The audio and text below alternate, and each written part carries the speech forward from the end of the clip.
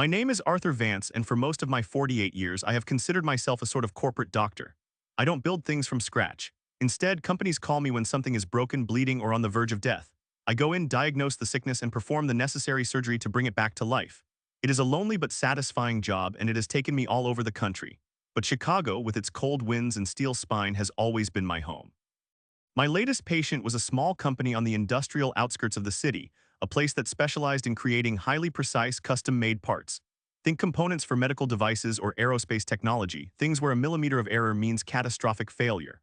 When I walked in, the place was a ghost town. They had gone from 50 employees down to a skeleton crew of 3, just enough to keep the lights on and the phone from going to a dead tone. The air was thick with the smell of stale coffee and failure. My job was to perform a resurrection. The first year was a blur of spreadsheets, process mapping, and long nights spent staring at blueprints. I had to rebuild everything. I cut out dozens of redundant steps in the manufacturing process, secured funding to invest in new, state-of-the-art machinery, and most importantly, I had to hire a new team. That is how I met Bob. He came in for an interview, a man about my age with a decent resume and a firm handshake. He had some specific skills that we desperately needed, particularly in managing supplier relationships. He was not a superstar, but he seemed competent and eager. I hired him along with a dozen others, and together we started to rebuild. Over the next 2 years, I led the charge that transformed that dying company. We went from the brink of collapse to generating $10 million in annual revenue. My goal was simple: $100,000 of profit per employee, a clean, efficient number that would show our parent organization we were not just alive but thriving. And we did it. The hum of machinery replaced the silence, the order books were full, and the 3 original employees who had weathered the storm were now leading their own departments. It was one of the proudest achievements of my career. But as we grew, some of the cracks in our new foundation began to show, and one of the biggest cracks was named Bob. He was just okay. He did the work assigned to him, but he never went a step beyond. He lacked initiative, he avoided complex problems, and he had a knack for being conveniently busy whenever a real fire needed to be put out. In a small, high-performance team, a passenger stands out, and Bob was a passenger. His mediocrity was a drag on the efficiency I had worked so hard to build. The problem was that to maintain our goals, to keep the company lean and profitable, everyone needed to be an engine, not an anchor. I tried to mentor him, giving him small projects to lead, hoping he would rise to the challenge. He never did. They would either be late, incomplete, or he would need someone else to step in and save it at the last minute.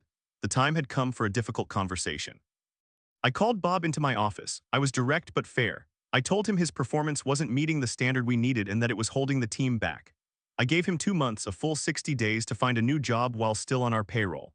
I told him I would be a reference and would speak highly of the things he was good at, like his supplier management, but I would be honest about his weaknesses if asked.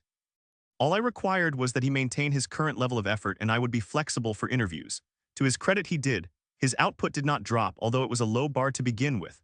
2 months later, he told me he had found a new position at a company we often partnered with, a key supplier of raw materials. He mentioned he had not used me as a reference, which I thought was odd, but ultimately his choice. I wished him well, we shook hands, and he was gone. I felt I had handled a difficult situation with professionalism and grace. I had solved the problem, or so I thought. A few years passed. The company continued to flourish. I flew out to visit the partner company where Bob now worked. It was a routine visit to strengthen our business ties. As I walked into their main office, I was greeted by my main contact, a man named Charlie, and right next to him, beaming like he owned the place, was Bob. We shook hands, a brief, slightly awkward exchange of "how have you been" and "good to see you."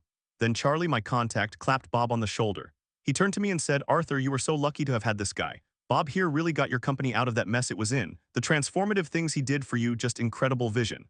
I just stood there, my hands still tingling from Bob's handshake, and my mind went completely blank. Charlie continued, listing off the initiatives, the new technologies, the streamlined processes. He was reciting word for word the blueprint of the turnaround that I had spent 2 years of my life building, and he was attributing all of it to Bob. Bob just stood there, nodding with a humble smile as if accepting an award.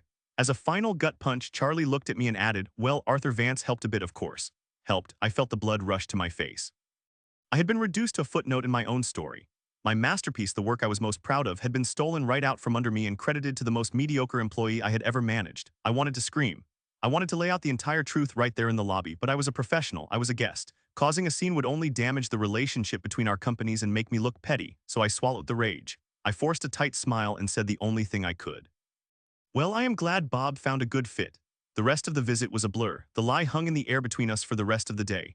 Over the next few years, I would bump into Bob at industry events. Our interactions were always performative and hollow. He would greet me warmly as if we were old war buddies, and I would play along, all while the memory of his theft burned in the back of my mind.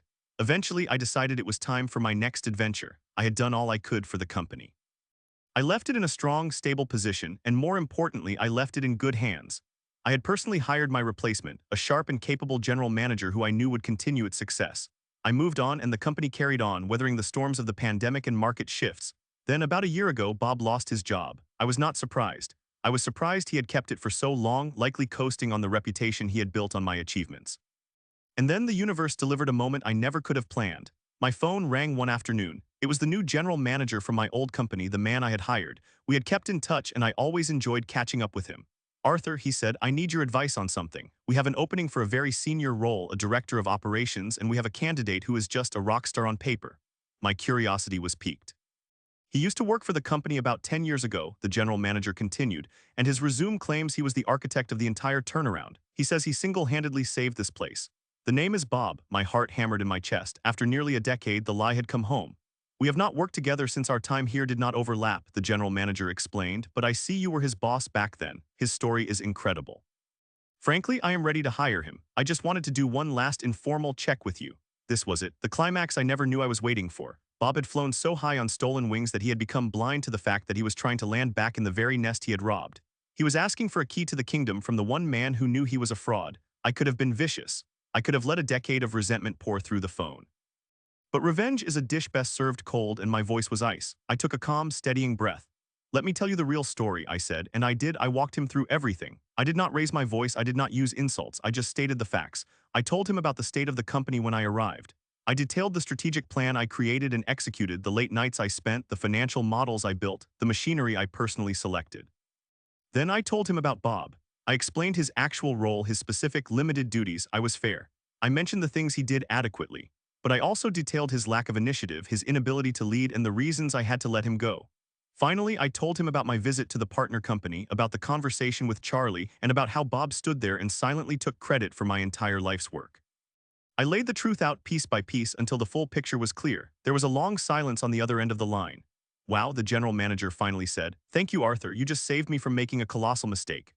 We talked for a few more minutes and then we hung up. Bob did not get the job. I never heard from him again. There was no dramatic confrontation, no shouting match.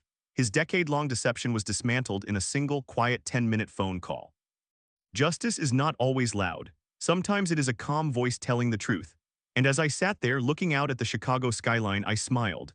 Karma may not be efficient, but sometimes when it finally arrives, it is perfectly poetically precise.